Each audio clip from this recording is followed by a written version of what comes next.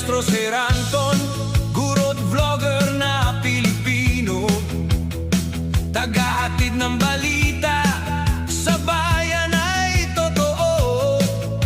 Mga benepisyo ng guro, kanyang tinatalakay. Sa video natin ngayon mga kamaestro ay pag-usapan naman natin itong bagong labas mga kamaestro na DepEd Order number 15 Series 2026. Ano po, ito po may kaugnayan po doon sa atin pong bagong policy about awards and recognition, ano po, from kinder hanggang grade 12. Ayan. So ano ba yung mga qualification? Marami pong mga changes na meron tayo ngayon, ano po, starting ngayong 2026, 2027.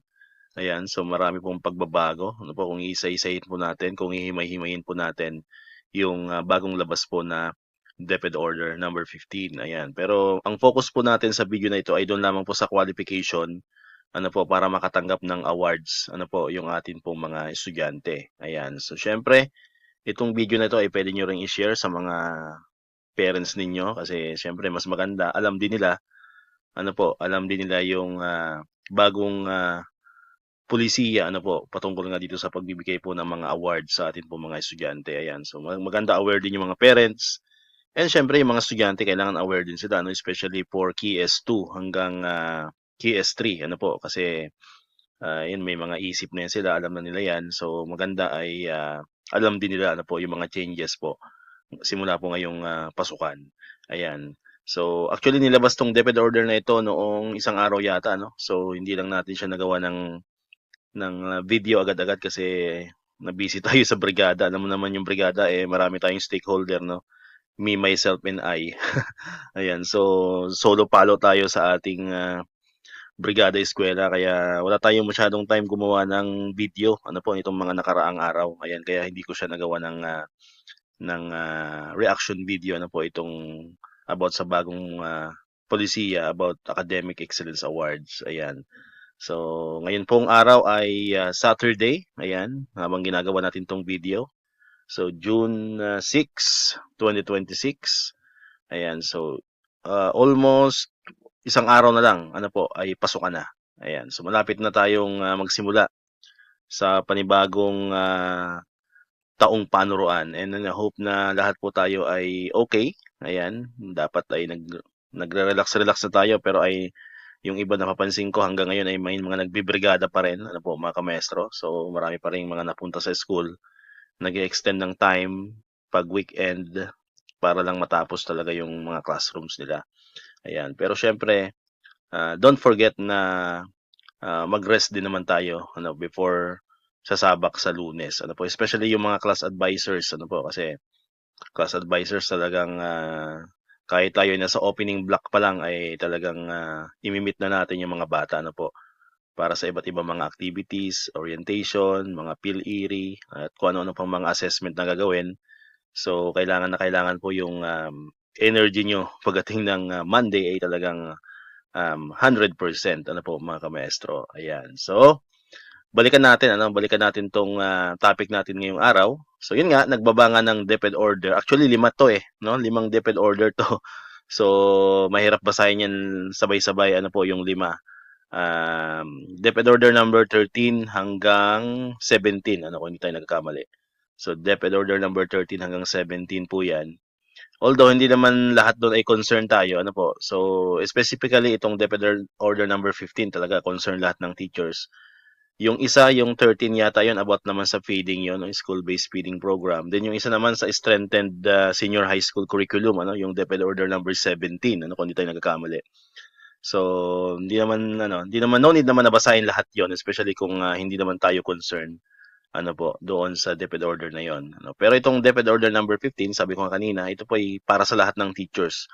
At hindi lang teachers, syempre pati mga school heads, at lahat ng nasa DepEd teaching force ay kailangan alam po ito.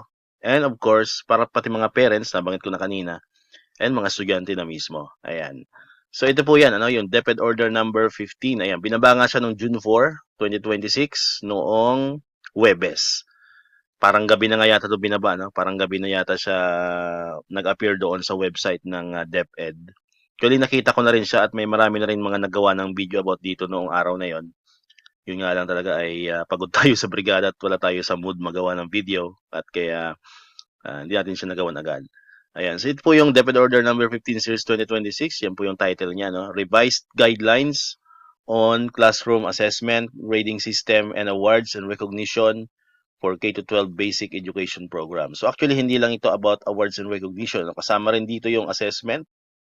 Kailan ba tayo magbibigay ng mga summative assessment, mga formative assessment, ano ba yung mga sample ng mga formative assessment na pwede nating ibigay, mga rubrics na gagamitin. So, andyan din po yan. Ano po, pwede nyo rin po siyang i-download. Kung gusto nyo siyang personal na mabasa at mayroon kayong kopya, puntahan nyo lamang po yung website ng DepEd at nandun po yung mga DepEd order.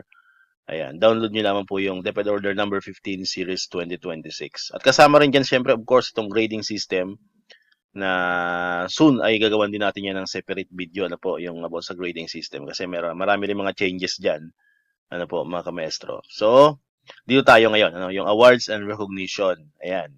So, makikita nyo po yan doon sa paragraph 75, ano po, ng DepEd Order number 15.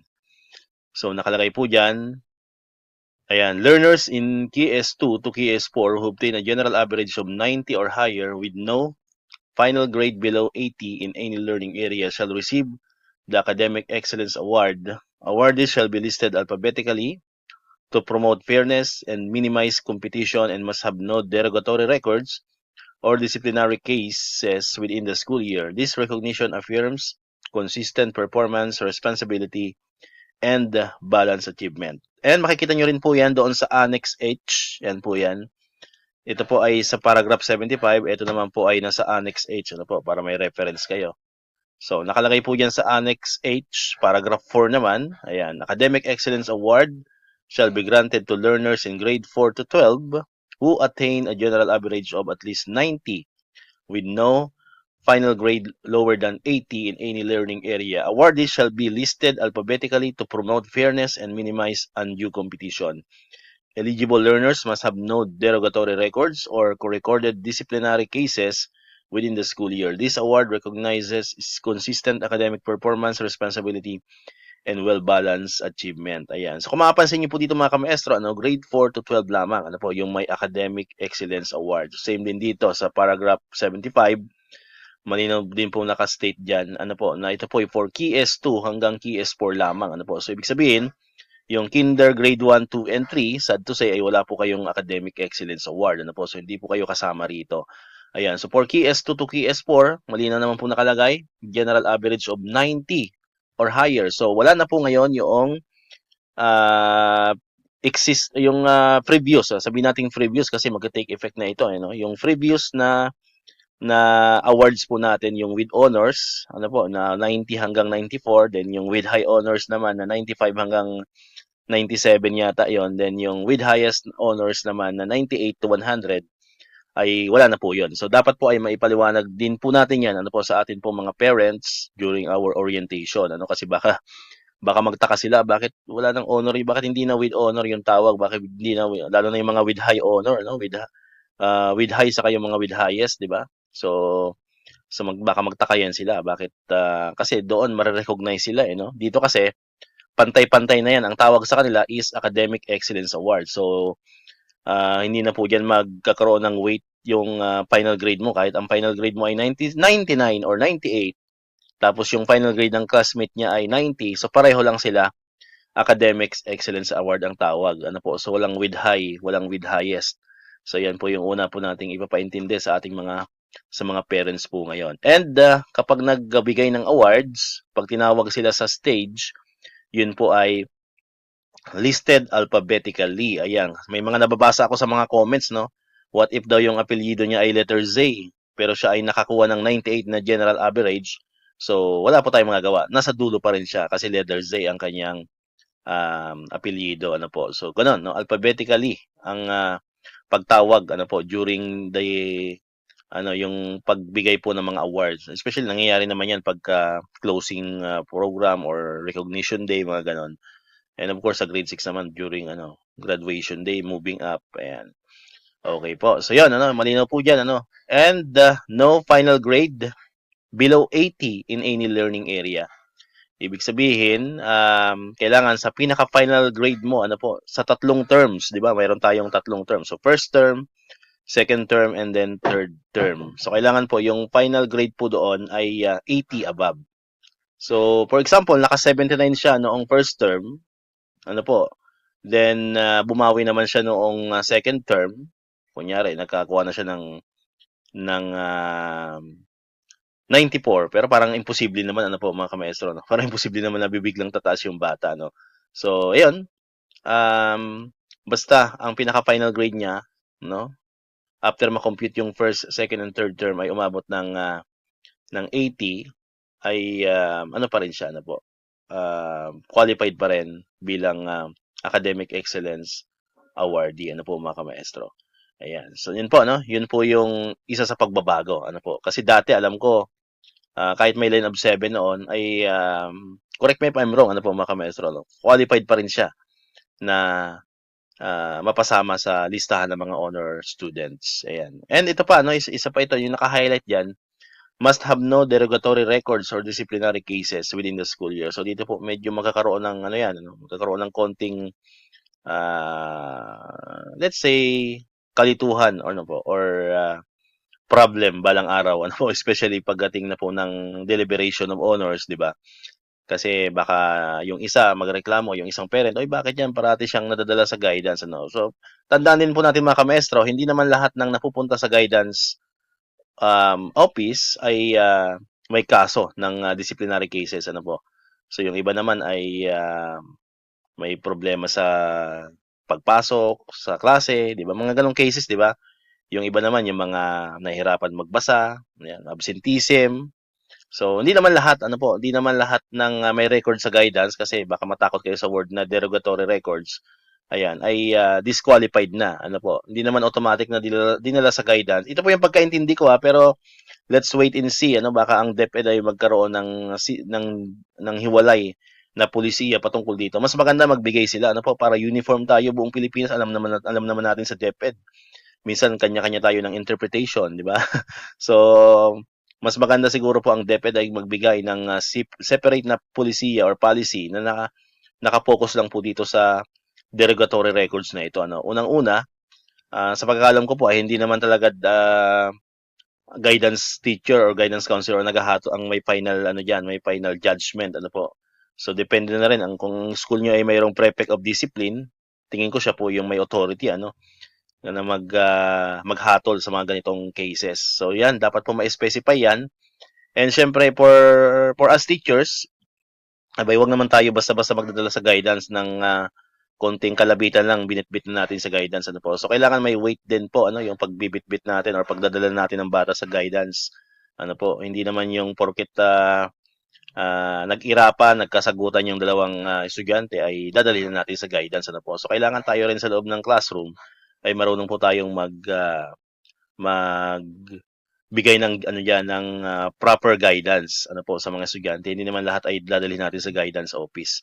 Ayan. So, kailangan maareglo na agad pa lang sa classroom. Kung mga ganun. Pero pag mga mabibigat na kaso na, yun, siguro yun ang papasok dito sa derogatory records na to at magkakaroon na siya ng disciplinary action. For example, nahuli mong magnakaw, yung estudyante, meron kang ebidensya, mayroong ebidensya yung isang estudyante, di ba? Yun, pwede siguro yung papasok na dito yan.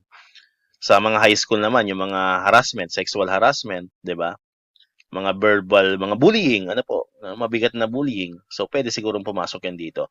So, antayin po natin, ano? Antayin po natin kasi sana hindi po ito maging rason naman para lang madikyo yung isang bata na matalino, madidikyo dahil lang dito, ano po. So, kailangan ay mayroon po siyang specific talaga na guidelines, ano po. So, antayin po natin kung ano po yung ibibigay po ng DepEd about yan. Alright, so yun muna po mga kamestro, no? Napahaba na pala yung usapan natin.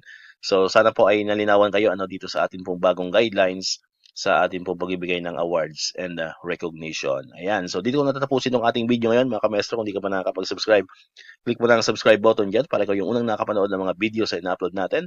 Katulad ito, yung mga updates pa rin about sa DepEd and syempre sa mga benefits ng mga teachers and government employees.